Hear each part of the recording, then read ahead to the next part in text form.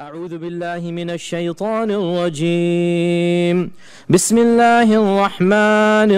الرحيم. أم لم ينبأ بما في صحف موسى وإبراهيم الذي وفى ألا تزر وازرة وزر أخرى وأن ليس للإنسان إلا ما سعى وأن سعيه سوف يرى ثم يجزاه الجزاء الأوفى وأن إلى ربك المنتهى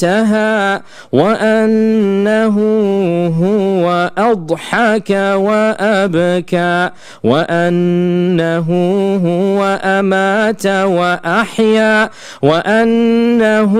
خلق الزوجين الذكر والأنثى من نطفة إذا تمنى وأن عليه النشأة الأخرى وأنه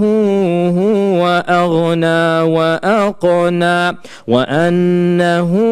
هو رب الشعرى وأنه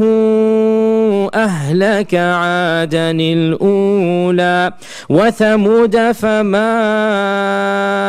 أبقى وقوم نوح من قبل إنهم كانوا هم أظلم وأطغى والمؤتفكة أهوى فغشاها